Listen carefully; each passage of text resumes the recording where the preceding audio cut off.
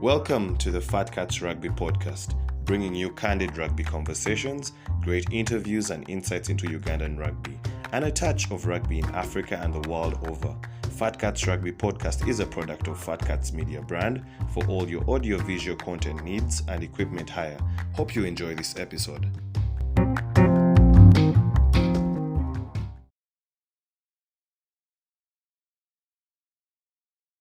Welcome to the Fat Cats Rugby Podcast, another week of candid rugby conversations. Last week we were at the beautiful grounds of Kings Park Arena for a conversation with Nathan Wambali about the origin of the rugby chill. But today we are back to our home, the Fred and Winnie BnB, and myself, Ruben Kihumuro, Edwin Wawire. We're here. Edwin, how are you?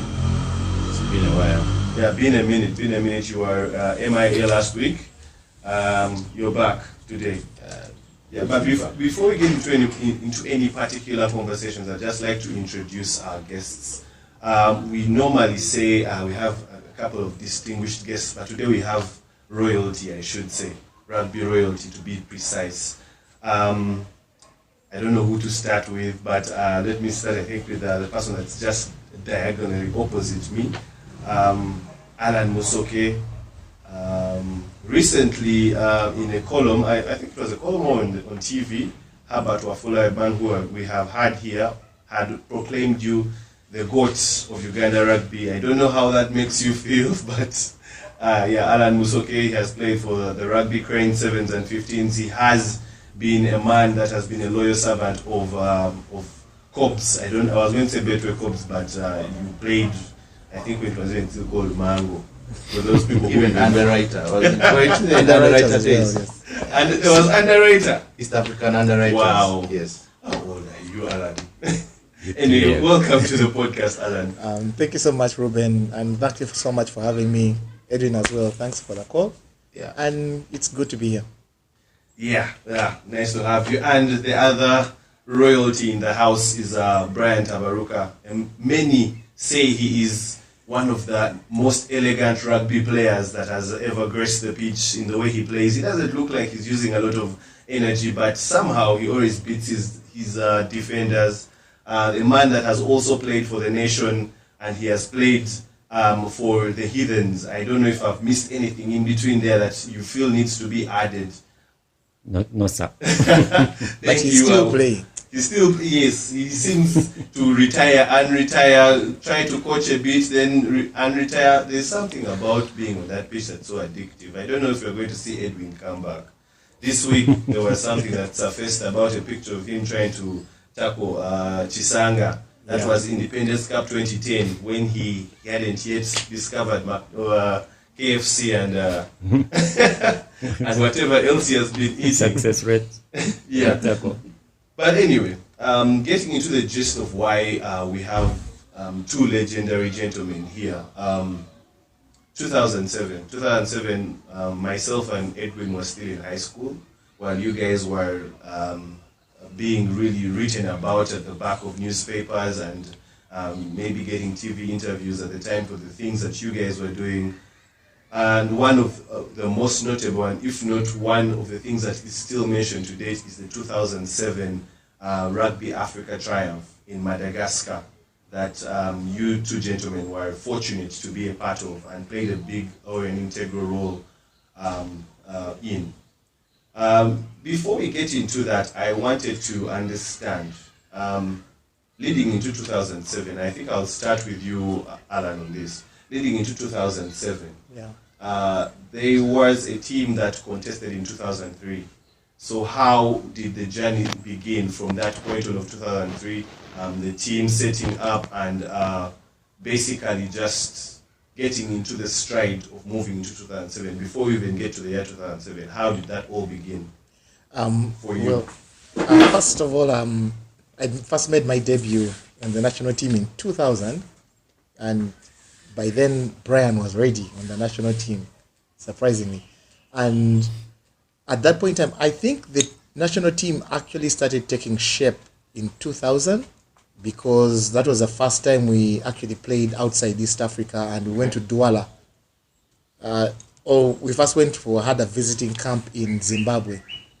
And it was an effort and a joint effort by very many friends of rugby.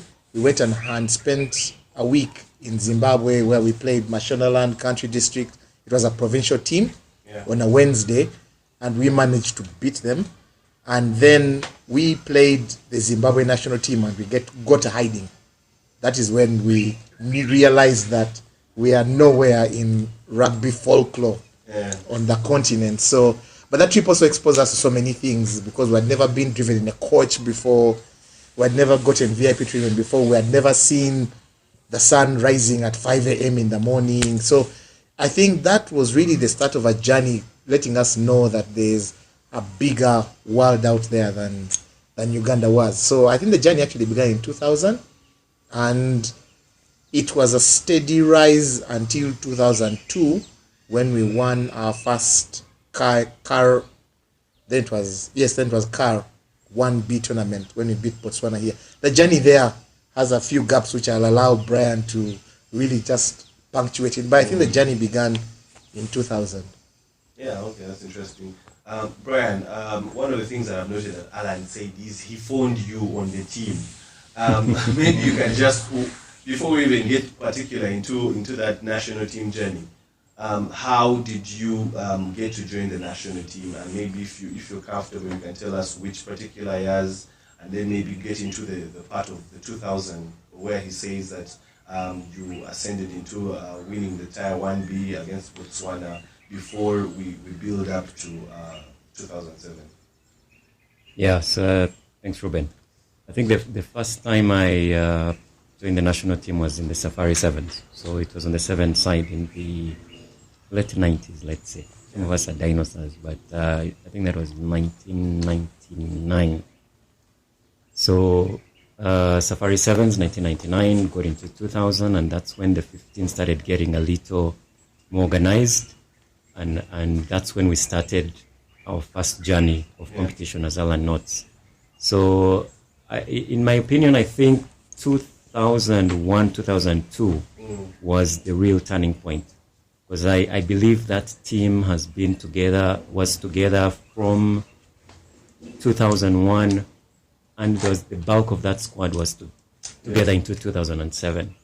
So yeah, in between the exposure that we started getting, I remember in 2001 we played Kenya at home at Current Legends, and they had to only put in penalties to beat us. I mean, drop goals. It was literally Oscar Sir putting in drop goals, and we had only one try for the day, beat us by a few points, and we started believing in ourselves and telling ourselves, you know what, we can actually take it a notch further.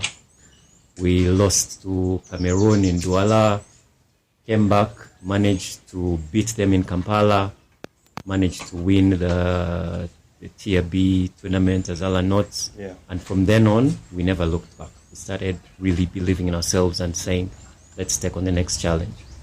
Yeah, okay, that's great.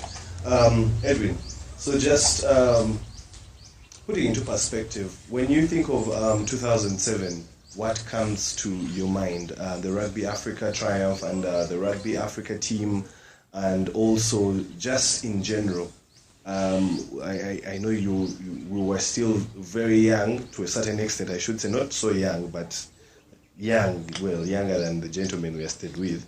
But what comes into mind when you think of the 2007 Truimph, when you think of the 2007 team that conquered Africa? Well, in regards to 2007, the first thing that comes in my mind was that win against, I think, Namibia. Was it 2019? Now, those days, we used to see rugby things in the newspapers, on the back page. So I think it was New Vision, no Monitor. They just put a picture, of Adrian Bukenya against Namibia.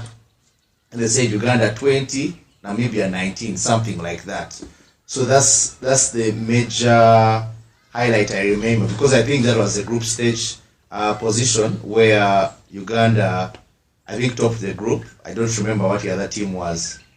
But even in my early episodes, I think, of the podcast, I told Herbert about a game I watched Uganda against Cameroon. So I think I watched the first leg at Legends, then The second leg is the one that I think the guys came up short on that. Yeah, so that's my first highlight of 2007, and then maybe across the discussion I may come in with more what I can recall from there. Yeah, so just to also put this across, one of the things that I've really noted is club rivalries have always been very fierce, especially in your Cobb, Heathens.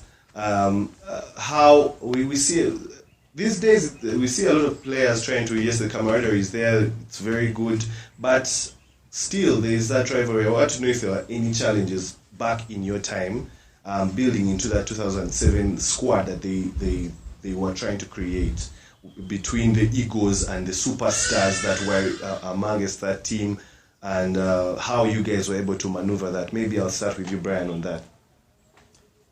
I want to think the camaraderie was quite strong for our team. And I've noted this before with the current or previous national squads, is that you don't see a tightly knit squad as it used to be before. Okay. And it was such that I would get on pitch and play against Allan if the hidden scopes.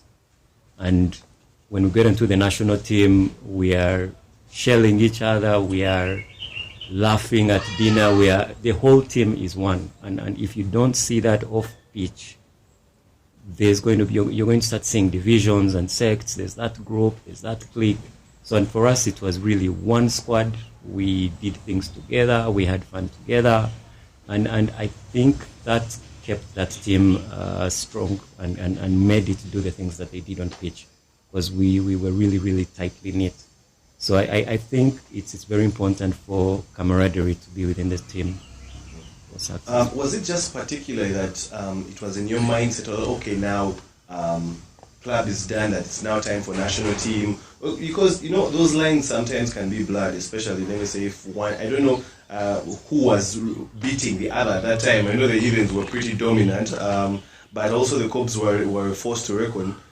Sometimes those lines can tend to be blurred, where you know that I've lost to this guy, and probably we are fighting for the same position. So how did that, like you say, that tightly knit team come to be, where you guys reach the national team and you know that everything is now one? We are one. We have to gel. We have to be good. I think it actually began from the leadership, because I'd like to say the late Edward Chitaka, as the Cobs team manager and coach then, would not stand the Heathens at all, and he would have all these thirsty things to say about Ian Walker, Andy the Greek. But when it switched to national team, he would then put on a different hat, and then it comes to Uganda. So I think it really, really began from the top. And I like to say from about 2002 up to 2004, then we're still on campus. That's majority of the bulk of the team. Gama, Chigude, we're still on campus then. After our games, Tolbert Onyango would actually cross from Chadondo, come and pick us up from Kampala Rugby Club and take us partying. Only because he associated with, rugby players, and we're young, energetic. We'll go with Nathan Wasolo, we'll go with Lucas Ocheng. So the older generation actually used to mix very, very well off the field. And I think we just picked and went on through that. And another thing that I see is a difference now is know your role on the team. I think it was very, very evident. Brian, you've been brought onto the team. You're the fullback. You're supposed to kick for posts, kick for distance, field, make the last tackle, and you'd want to be as perfect about it as possible. Deo Tumhaire was the smallest member of the team at that point in time, but he always got his lineouts right, and Rujumba and Gasso had no problem with it. Robert Seguya would run all over the field and he would berate everybody if you miss your tackle, if you do this and do that, but it came from a very, very good place. And one of the things that I think Ian Walker and Jerry Bali and Jim Middleton and Frank Ocheng, yes, taught us very early is you have to work hard as a team and we would get punished if one of our team members did not finish practice. So, yeah, it was not bad. We had sacks to carry, we had logs, we had poles, but once somebody doesn't finish the drills, the whole team, you go back until he can do. Wow. So we learned to pick each other up, and you can't be the bad apple all the time. Yeah. So we actually learned how to work together. And if you have this guy who's running too fast, and you have somebody who's slow, that's Fred or Makalam at the back, we would all intentionally slow down and come and finish with him, because it's about finishing together. Yes, punish us for being slow, but we're going to finish together. So the camaraderie ended up building, and I think what we all ended up doing is we used to do a lot of work off the field, outside practice and outside the coaching time, that would definitely show up, because, hey man, there was just not enough time to go through all the drills, and yet you had your fitness levels, not as much S&C as we had today, but you had your other skills to work on. So I think that really, really built. And once it comes to Uganda, it's Uganda. The pride in putting on that jersey was just too much for us to put egos in the middle. So I think we just grew up, but it really, really began from the top. Yeah, that's great to hear. So prior to the tournament in 2007 in Madagascar, you had a camp in South Africa. Maybe you could just enlighten us on what the impact of that camp was to you guys, and maybe how it really conditioned you guys mentally, physically, emotionally into preparing for that. I think before the camp is Chester Williams coming through in 2004. Yeah, Chester Williams coming through in 2004 and spending a lot of time with us. Now, he got us into a rugby structure which all of us knew plays. We actually had playbooks, which we had to go and memorize. He had drawn plays and different sections, so we had walked through the field and we knew exactly what it was that we were going to do at any one point in time. We had 3 different plays, and we would use them in different, and we all knew that. So by the time we got to the camp in 2007, we were very accustomed to how it was that we were going to play. And guess what? The South Africans then just simplified the game for us. They told us the little things. How to pass in small pockets. How to pass the ball very quickly. How to run with it in 2 hands. Taught the scrum how to... The technique that Mobiru is using today is from Chili Boy, the Blue Bulls hooker. Taught him how to throw it right. Mobiru worked on it to perfection. We saw, I'll leave Brian to tell the Blue Mamba story, because I might end up just taking all the juicy spots. But that camp was the first time we were out together for a long period of time, and we were working extremely hard because we had the morning jog, breakfast, morning session, lunch, chill a bit, afternoon session. And then the evening, we are in a room and we're going through the plays. So it was military kind of stuff. Okay. And I think exactly what he mentioned is where we should start from. Is it the Blue Mamba story? Yes. Please enlighten, what is the Blue Mamba story? The Blue Mamba, I mean, the fat boys knew that machine better, but we used to watch them at every session, because we used to have our session. The pack used to also separate and have their own session. And there was this humongous scrummaging machine at the Blue Bulls pack. So the first time that the boys went out and gave it a go, you know, every time they went there, they would really try to shove it. It was really bouncing them back. And they were wondering, what machine is this? And they thought that they could scrummage. Here is a national team going to play an international tournament. Now, a few sessions later, so they kept giving it a go every time. And it got to a point where the technique was right, the gelling was right, and they started shoving this scrummaging machine. And that really psyched up the entire team, and everybody believed, you know what? We can really, really take on any team at this point.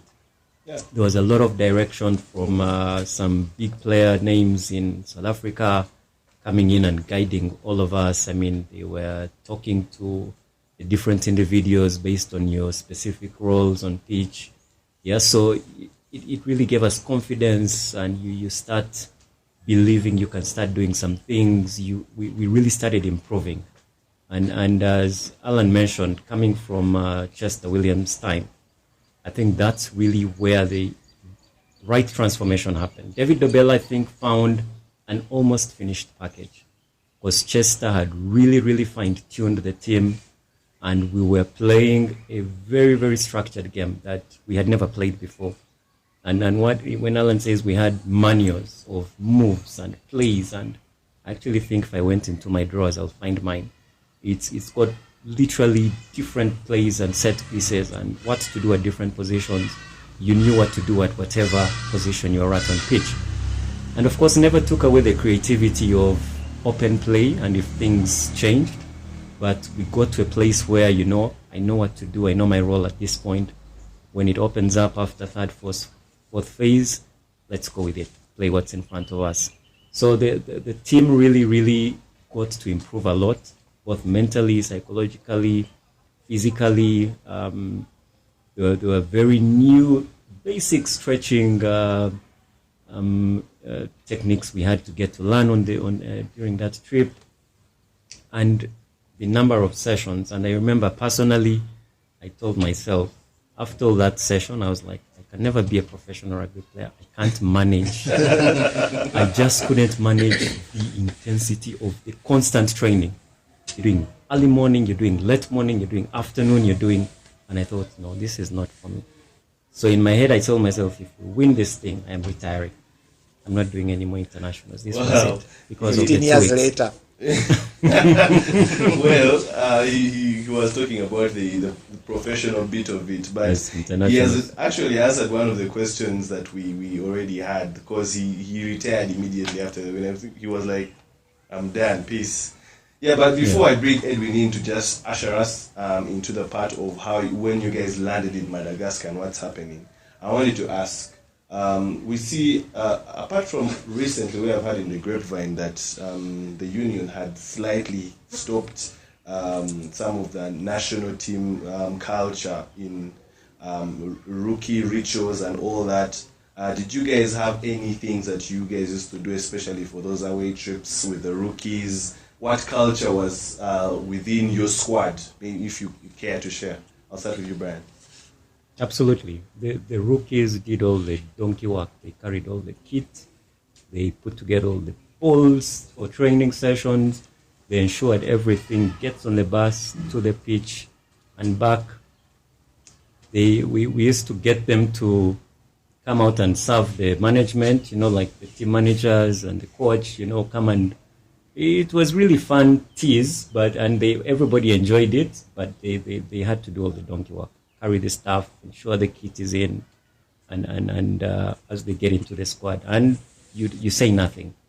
You can't complain. You cannot say but. You do that. Get going and do it. Was Allan a rookie at that time? He clearly was a rookie at one point. Allan looks like he was a very stubborn rookie, refusing to do what they're telling him to do. I was lucky that by the time I was a rookie, we didn't really have many trips. That was 2000. We really started having the trips 2002, 2003, and then there were other rookies. I don't know if you guys ever saw Tensi. At the time when we went to Zimbabwe, Tensi was a rookie, and imagine we're age mates with him, and they're still younger people than him, but he had to do the bugs. Because he was the bugs, because you're the rookie, you have to do the bugs, the kit bugs, all our bugs, put them on the trolleys. And Matayo in particular had this thing of rookies, you have to come to my room and pick my boots. So he would choose one rookie for the trip and say, you have to pick my training boots. And we also had this one, every hotel that we went to that had a pool, at the end of the games, that's after Saturday, as we're sharing to go for the dinner, you had to be thrown into the pool naked. So it is a rite of passage, and guess what? You're looking forward to the next rookie, and it was our way of showing that love. But guess what? Aside from all that bag carrying, we really used to unhold you, talk to you, and let you know that you're on this team because of your skills and nothing more. Yes, we have the joking side. Once you get into the field, if you're the rookie and you're scrum half and you're telling the forwards to move, they will move. So we separated all of this fanfare and all these jokes from what happens when you're on the field. And we had a very serious switch about it. Is when we're on the field, whatever the coach tells us to do, we will not die. Tell us to run 40 times. Hey guys, we're not going to die. And so we just kept on. So it was, once it's the field, it is serious. After the team talk, we can start joking around. But one of the things that also, one advantage that we had is timekeeping. Yeah. You would never be late for the bus. You would never be late for dinner, because all these things are timed. And maybe that's what Brian says, professional life is so boring, because dinner is going to be from 7 p.m. to 7:45. At 8:15, we have a video session. At 9 p.m., you're going to be sleeping. At 6, you're going to be up, morning run. So it is, you don't have a life until they tell you, okay, you have an afternoon of cooling down, you're going to go to the mall. Now, you would put on your sandals, and as a teen, some people would say, I don't want to walk to the mall, I'd rather stay in my room and sleep, which is fine, but everybody's accounted for. So I think it built a lot of structure into what we do. So if you're late, you know you're going to pay a fine and you'll have to carry the bags of the rookies, but that's because you're late. Yeah, one of the things that Joachim Kisano, who we had on a couple of weeks ago, mentioned about his trip from France was breakfast time. It was very key to keep time there, because otherwise you'd find when the Senegalese have taken all the breakfast. Did you guys have any of those experiences in Madagascar? Madagascar, yes, but it actually began earlier from Tunisia and all these trips. And it's made a 7th trip, you're struggling with French bread and salads and greens. What we also learned is to carry our posho and our porridge. Yeah. That's one of the things that the first trip to Madagascar, I think 2004, did. The only thing that we could eat at that point in time was chips and chicken, because their rice had a funny smell. They had some funny peas that they were giving us. We didn't even try the beef. But so we actually lived through that tour on chicken and chips. So the next time that we went to 2007, we went stacked. We had our oats, we had our bushera, we had our flour for posho. So we were more ready. And one of the things that we did put, like you said, the Senegalese, once they come down for breakfast, they're going to finish everything. So we actually used to come down later, knowing that we're going to prepare our oats and whatever it is. And the TM then, he was Henry Musoke, used to go and buy extra bread. So we just knew that remove all the distractions. And one of the things that we went knowing is the beds are small, the hotel is crap, the food is going to be crap, but we're here to do a job. They would come late to pick you for practice sessions. They take you and you train in potato fields. Like everything, if it were, I think these days, guys would come back and complain how bad it was and things like that. But we knew we had a job to do, and whatever they threw at us, because I think the last training session that we were supposed to have before our semi-final, they came an hour late, which means they reduced our actual time. We didn't have enough time for recovery, but we said, guys, wherever they take us, and they took us to a mud field. It had humps and what, so we stayed in our sneakers, went through our plays, everybody was careful. By that point in time, we had too much adrenaline that what was a touch game at the beginning became holding, and before holding, it became feeling each other, and but it was just the adrenaline that we had and the energy that we had. So Madagascar in itself is a hard place to go because of all the other conditions. The bed is squeaky, it is not, the TV you can't understand, it's in French, it is not clear, you can't understand what everybody's saying outside the hotel. It is full of street children who have, So if you look at that and it distract you, it just takes you away from the game, though it had a very nice nightclub. Okay, and at this point let me first bring in Edwin.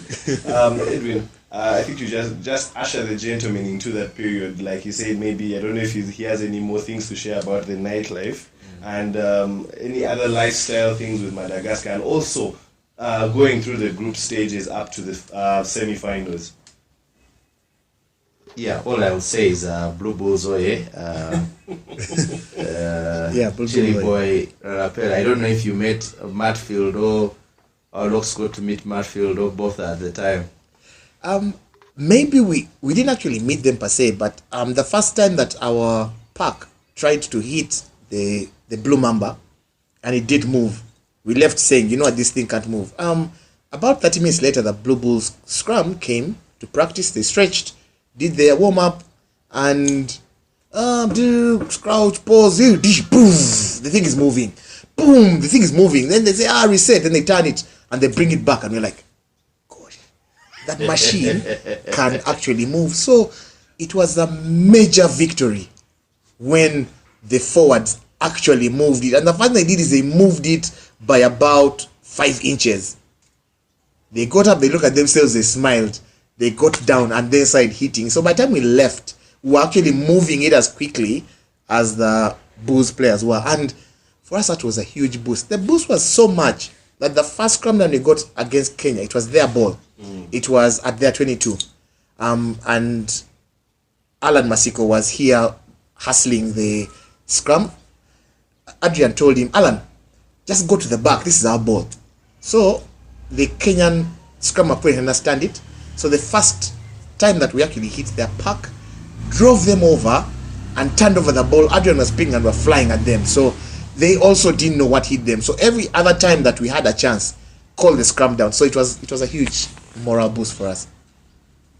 Wow. These are things you hear about and you wonder, okay, going forward. Now, so you get to South Africa, you get through your paces, interaction with the Blue Bulls, you interact with the Blue Mamba. Now, what we want to know is what is in your heads going forward. You beat a powerhouse in Namibia, you now come to South Africa, the big prize is on the line. Brian, in that scenario, what was the perception in the players' minds going forward? What were you telling each other to motivate yourselves before you could reach the big finale? Yeah, by the time we were leaving South Africa, I think our minds were really, really aligned. And we knew there's work to do in Madagascar. And as Allan already noted, we knew all the challenges that we're going to face in Madagascar. And true to the word, we faced every single challenge there. Because we'd been there before, we knew all the issues. We knew, the Francophone countries are not very, very easy to live in when it comes to things like meals and communication and different challenges. But by the time we left South Africa heading to Antananarivo, we were really, really in one mindset, and we told ourselves, guys, this is something that we're going to have to achieve. There's nothing going to stop us. And we decided to say, time to focus on the first game. We knew Kenya was going to be a big challenge because we knew what Kenya was at that time. We knew Madagascar would also be we're at home to Madagascar. It's a rugby mad country. So the crowds fill up stadiums, and it was something that was going to always be a huge task ahead of us. But the guys knew what we needed to achieve, and I think that's what it started the whole drive at that time. So I know you have one of your teammates here was a back, but want to know who are the backs who played at the time. He mentioned Allan Masiko, but would want to get a view of those backs who you trained with and ran onto the field with on those 2 games against Kenya and Madagascar. There was this fellow over here, Allan, Timothy Mudola, John Musoke, Tony Luja, Edmond Tumusime. Yeah, those were the guys that were on pitch and the back line. Then there was Bonnie Moro. Bonnie Moro as well. Yeah, Bonnie Moro was running the blind wing, and the subs, we had Dennis Etiquette, because I remember he came on for me at some point in the final.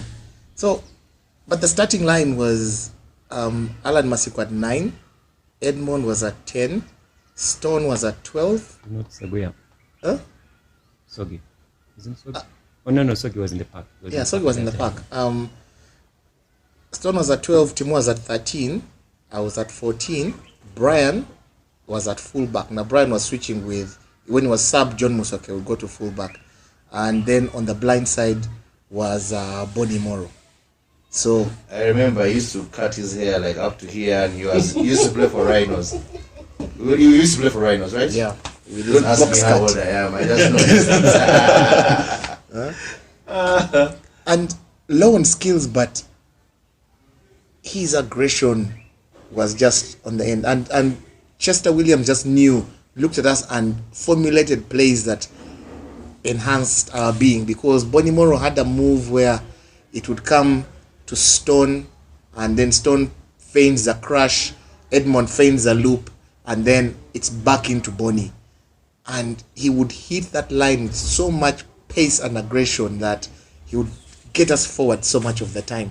He was a hard tackler because nobody would go that side. So when they come this side, they find myself. Brian was Mr. Sure Hands all through the entire tournament. So, like we said, we just clicked, and Edmond would fake the whole line and break through, and it was just I think that Kenya team would they just had nothing on us. Who played for Kenya at the time?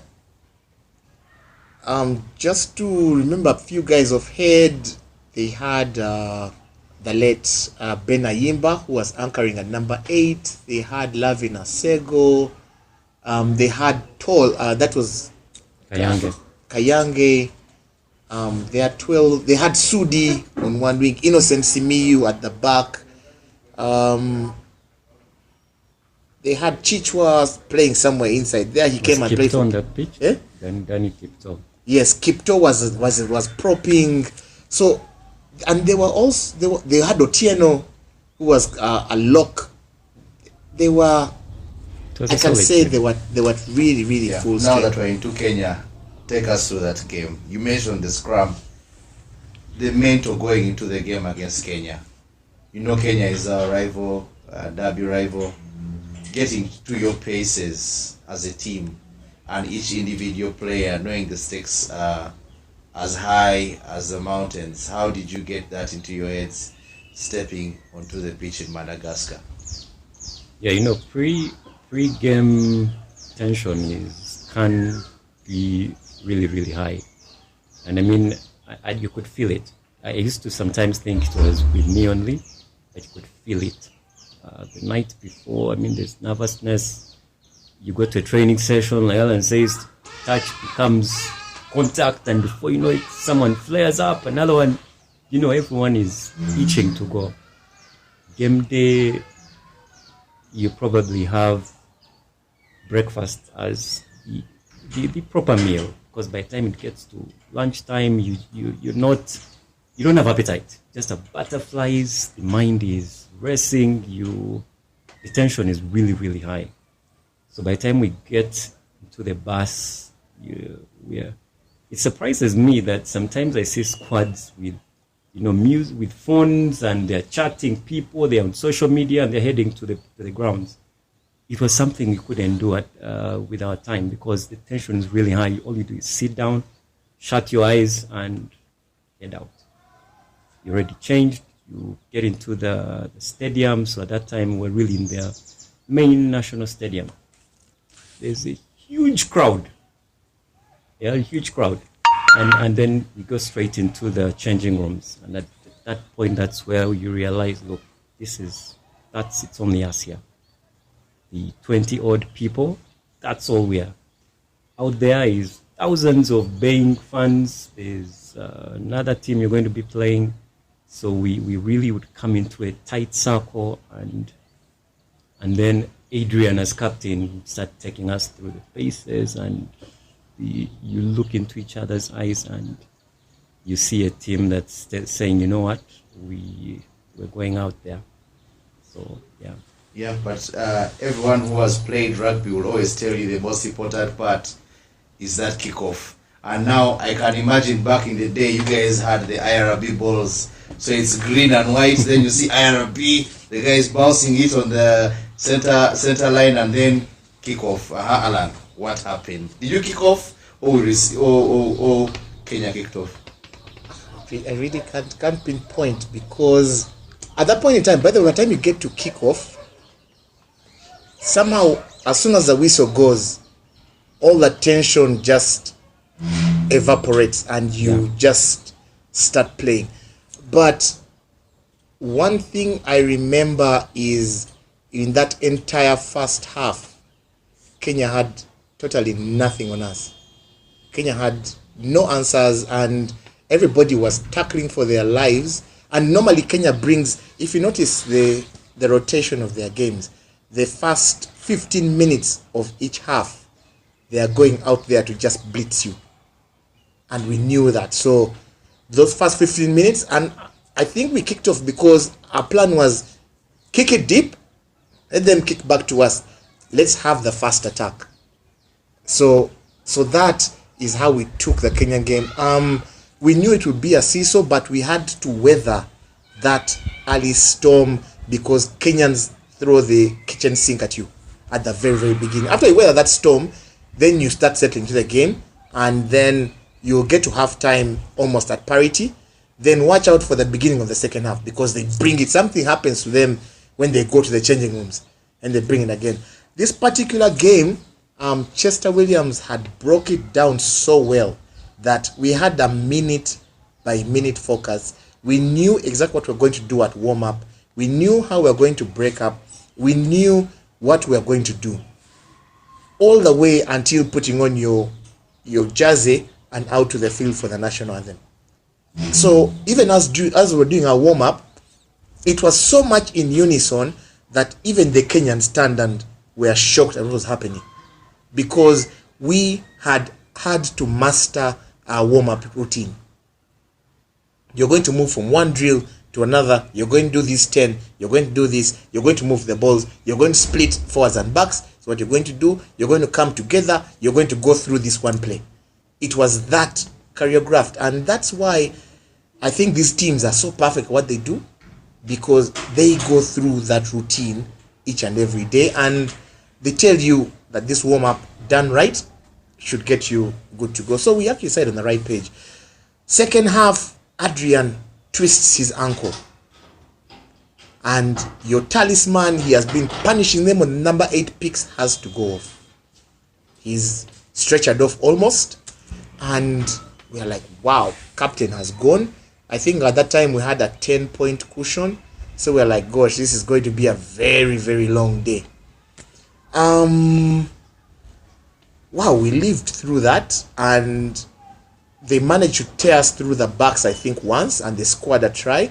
But the forwards, they had nothing on them because our mauls were so down to perfection that every time we got into the 22, we were almost counting points. And that is how well drilled we are. It's unfortunate now that even the strongest packs cannot score maul tries in the league, because at that point in time it was the strongest weapon, and it's very, very hard to stop once it gets going. So we had that, and we knew we had, once you get that platform, we're on. So the Kenya game was just one of those which goes through in a blur. In fact, I wish we could get that recording, because man, it's something that we need to sit down one of these anniversaries, just watch again. But we were that psyched that we are not going to allow. I actually broke this finger in that semi-final. I was grabbing a shirt and you feel the snap, and then my hand started shaking. So I got the doc and he says, I think you've broken a finger. I told him, boss, it's just a finger. Please tape these fingers together. Give me Brufen. It's my legs that the team needs right now. And I couldn't imagine getting off in the second half of that game and leave my colleagues to struggle for just a little finger. So it was after that he started swelling and things like that. But during that time, as long as I can grab the rugby ball, let's go and play. Oh, yeah, that was interesting. And you mentioned one thing in particular, losing a talisman in that semi-final. Heading into a final, I've seen a picture. Actually, before I even go there, you had talked about the footage from those games. Is that footage still there anywhere? I'm not sure. I've never seen some of the it. people that will be watching this podcast can be able to go and give some of this glory. Kisaasi or reach out to Madagascar.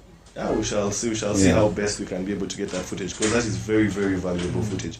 But there is a picture that I have seen that I saw some time back actually, of that Madagascar stadium, it was like as if in a valley, and it was filled so much. But then even above it, there were households that looked like they were watching down. That is one of the biggest, just from me looking at the picture, it looked so intimidating. You have lost a talisman in the semi-final. So how do you reorganize yourself and really get into that final against a home team, which is also very tricky, keeping in mind that sometimes you may find there's this saying that they played their final in the semi-final. How did you guys organize yourselves to get ready for that final, and who in particular filled the shoes of Adrian Bukenya? Brian, maybe we can start with you on that.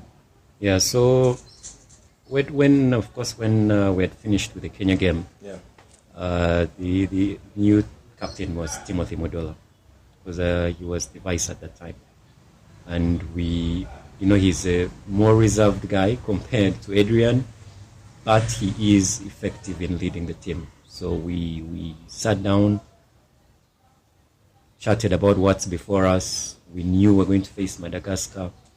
At that time, the entire town knew we were playing Madagascar in the finals. So wherever you went, there were all these signs. Guys want to slaughter you there. Man, it was really scary, where you're even wondering, should I even step out to go look for some? They are very beautiful art craft. So you'd wonder if it's safe to step out there. And the whole environment was very intimidating, that these guys might want to do something beyond the game, either before the game or after the game. But we used to sit in the hotel when we're like, you know what, this is final time, one more game to win it. And Timothy took us through the paces. Of course, Adrian off pitch was also there with everybody, but then when it came to the game and it came to the final end of it, we knew we've got Timothy Modola is going to lead the squad. We're going to be behind him. We're going to get onto that pitch. Okay. And play game. Yeah, who slotted in at the number 8 position? Just to be clear, Adrian was playing 8, right? Yeah. Who slotted in that 8 position? Number 8 now became Moses Soita. Okay. So Soita and for the next, we played on Wednesday, and then the final was on Sunday. So for the next 3 days, Adrian kept in Soita's ear, just teaching him, just correcting him, and because he was that kind of player, everybody would just listen. So Soita, and one of the biggest things about a number 8 now is how wide you go when you pick up the ball. Adrian was so effective because he would evade the flanker and attack the fly half. That's where the first gap would actually come from. So Moses had to adjust his style for that. And surprisingly, we were totally dominant in that game. Madagascar could not touch our scrums. They could not stop our mauls at all. One of the things that David Dobela told us in that game is, if we give them a chance by dropping the ball in the backs, that's how they are going to run at you. Otherwise, first time tackles and let everybody else, they have a very good popping of the ball. They maintain continuity so much. So you have to ensure that all of them on the ground, so that there's nobody else to pop to. They liked dummies, and Chester told us, if you're dummied, you're going to get off my team, because you take out that man whether he has the ball or not. And that is how we actually built a very strong defensive line.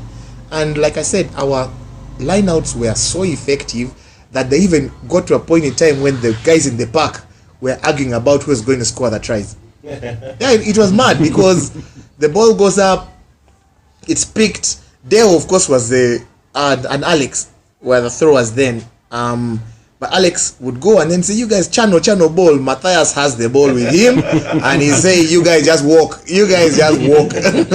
So there's actually a joke that there was a mall where even Stone left the center and went and joined the mall, and then there's a fight because it's a mall that's actually contested, between Matayo and Stone, and we never got to the bottom of it.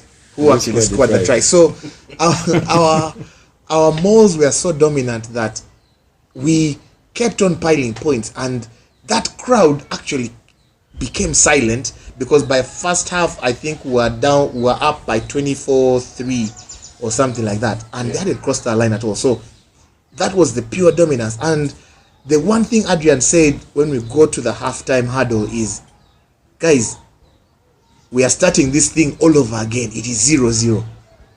So forget the 24. It is 0-0. We need to win this half as well, because they know they are very fit, and if you let that result sink into your heads, they can overrun you, because they had overrun us before. So that final was just huge. And I remember scoring a try. I dived, I leaped, then somebody came and fell on me, and I twisted my groin. And at that point in time, I failed to get up, and then Etiquette made his foray into the field.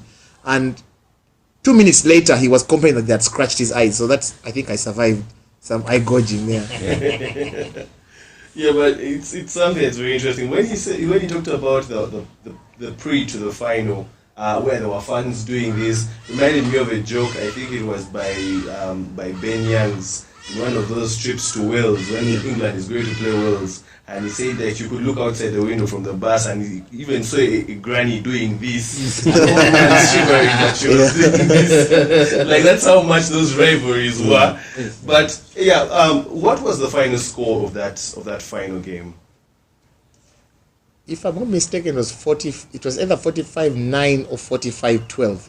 They came nowhere close, and we were on so much of a roll that we're not going to give them anything. We saw gold, and we were just going to take it. Yeah, that's a big wash for a team that's playing away from home.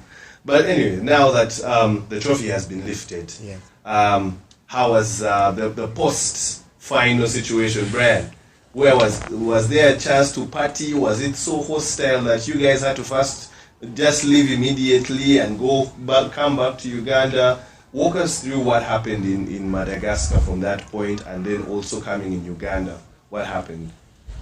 Right after the game, it actually became tight because the fans got wild. They were very unhappy with the loss. We had to be escorted into the changing rooms. Yeah, we were told to actually hurry up and get back to the change. Of course, we had first been out on pitch and celebrated, but tensions started rising. And we were told to go and wait, because the bus was told, let's wait for things to come down, let fans get out. Yeah, otherwise, it looked like they were a threat to us at the time. So we were on pitch, of course. After the victory, we first enjoyed ourselves. There was the whole ceremony of lifting the trophy and everything. Afterwards, we were told, you know what, hold on. So when I think most of the fans had left is when we then got into the bus as well and headed out. Of course, the party became massive. Allan has already given you a hint of the nightclubs. Indra.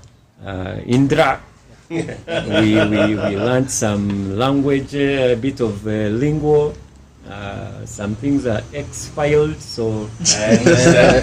What was going on through my mind was, I wonder how you guys were socializing with the people you met in those nightclubs.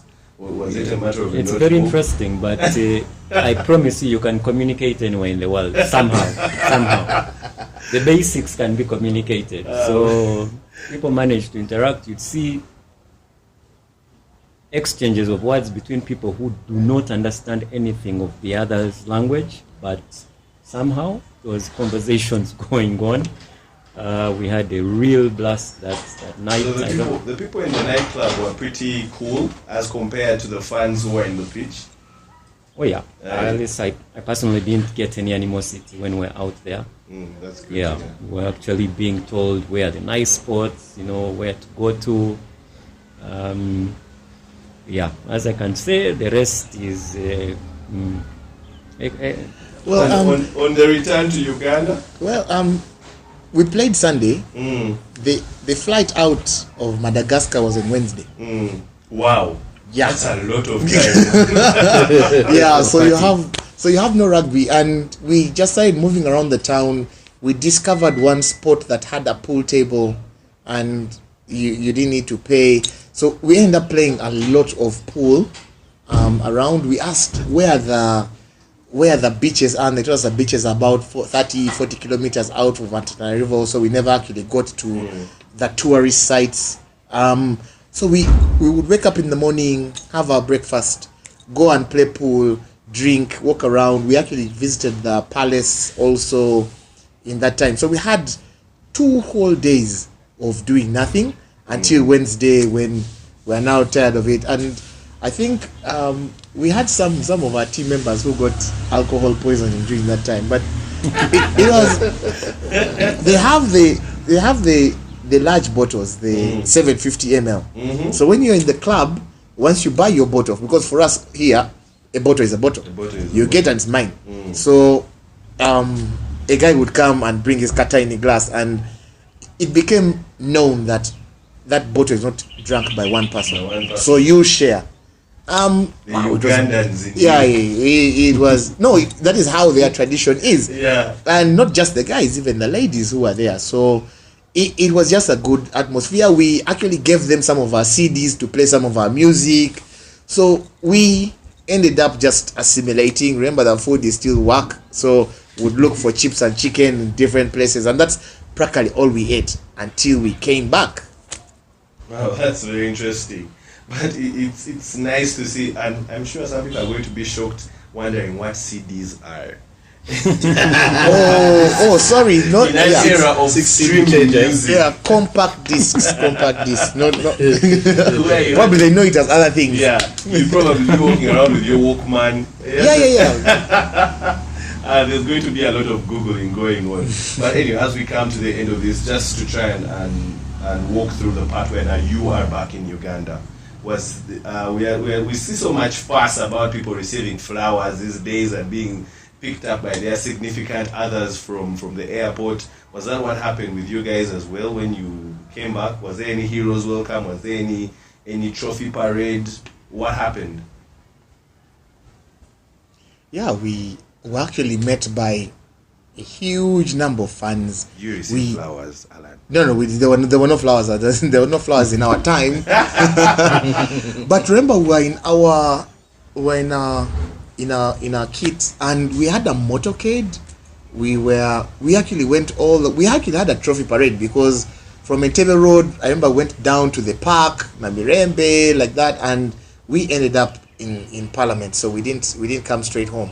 So we were actually received in the Parliament, and we officially handed over the trophy and things. So it was a nice come back home. We had a dinner there. We never went to State House though. We missed that chance. I think we need to go to State House as veterans. You need to go. Class of 2007. Yeah? You need to go to State House. But we did have a nice dinner at the Parliament, and then because we've been away 2 weeks. Remember, we had the 1 week trip in South Africa. We're all just itching to get back home. So after Parliament, we came to Chadondo. There were drinks. Yeah, there was a lot of beer, but all of us just went to scatter and go home, really. So yeah, we're still drunk anyway. So we we drank a lot. But the journey back was from Madagascar to Nairobi was about 2 hours. Then from Nairobi to here, it was a very, very short trip, and we just enjoyed the bus.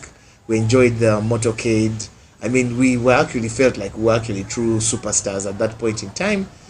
We presented the trophy to Parliament, and we came back Rugby Club. So each year we actually commemorate that day. We meet up for a drink with different people, and we just sit back and talk about the times.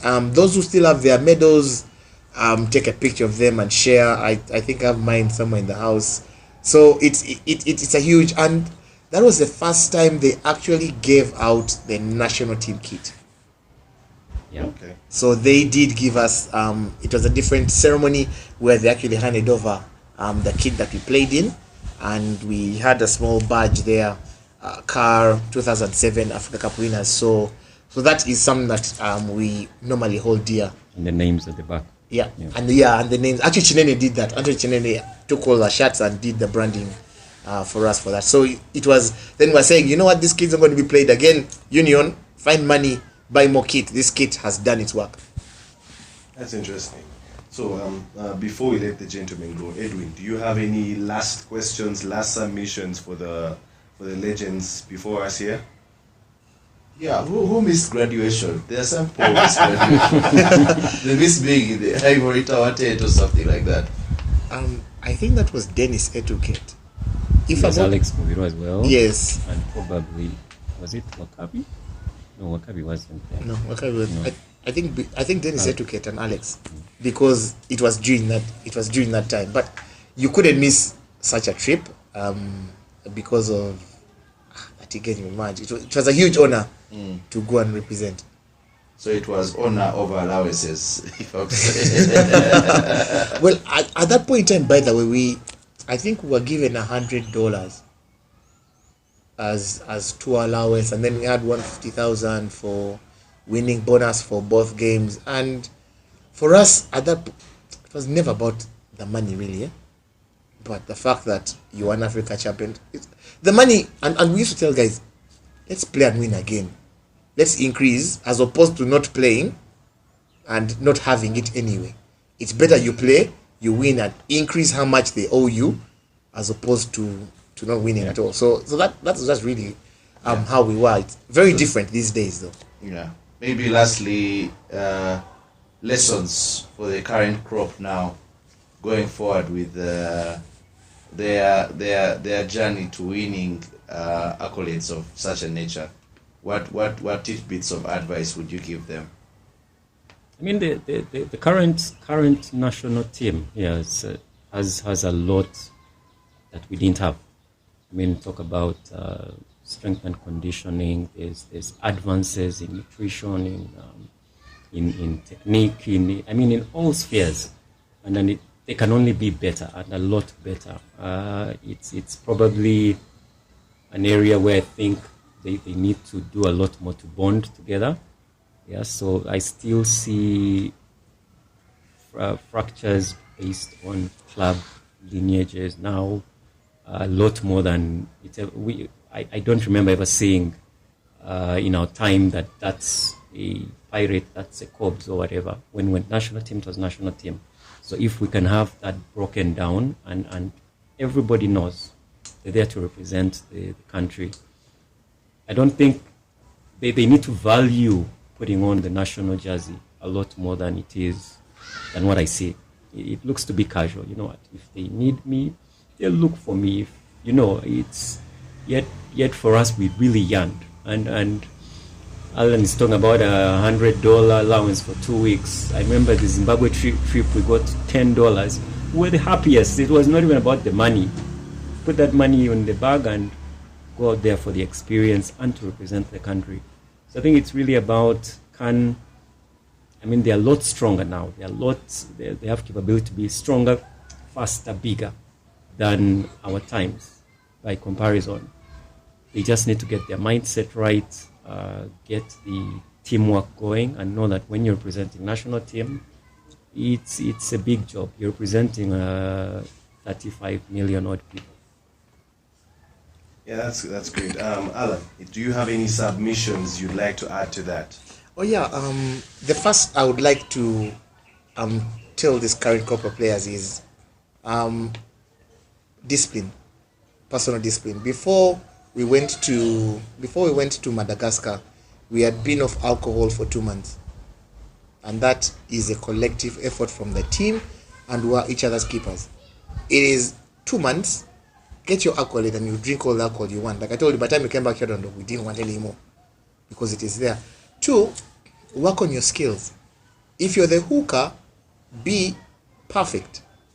If you're the lock, have the strength and ability. Brian Makalama now tells you that there are some backs who lift more weights than props. Man, nobody would ever beat Brian Makalama and Fred Mudol in the gym, you get? Because that's their forte. So I think players need to invest a lot more time in building their personal skills. I don't see anybody practicing for posts You don't see anybody practicing their passes. Whatever comes. They need to put in a lot more work off the training hours than they need to. That's the only way you're going to become better, because there's not enough time for training. And yeah, like Brian said, the camaraderie on the field. Yes, he's in Pirates for the club. Now I need him more because he's going to be next to me and he needs to make the tackle. So that encouragement, the club stays behind there. And lastly, game day. We used to switch off our phones at midday. There is nothing that you're going to do between midday and 4 p.m. at the kickoff that you need the distraction of your phone. Zone into your game. Think about your teammates. Talk to a colleague. Sit. Prepare yourself mentally, because going out there is very, very tough. You're going for battle. You should just be tuning your mind to victory only.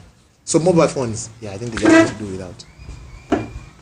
Maybe lastly for me, the basketball world, they have the second three-peat Bulls saying that they could tear apart Golden States. Now my question to you guys, you're 2007 class. Which is the best class after 2007? Let's say any class they bring to you. How is the match going to end? I think very, very close. Let me just put it out there. That 2007 class, I think, is very indestructible. I think if you brought Namibia again in Antananarivo, this current Namibia squad now, I think we would actually take it down, because it was that well drilled. And everybody just knew what they were going to do. So I would say even bring Namibia on. If it was that team and this current Namibia squad which is going to the World Cup, I think we can actually take them on. That's a very, very big claim. I really wish there was a way we could have that match, but yeah. First align the age. Yeah, but anyway, it's been a really, really great conversation. Really great having you, Allan, having you, Brian. And as usual, we're always here at Fred and Winnie BnB. And the numbers will be in our details or running on the ad that you will be seeing, but you can always tell them that the Fat Cat sent you for a lot of great offers. Thank you for being on the Fat Cats podcast. Until next time. Cheers.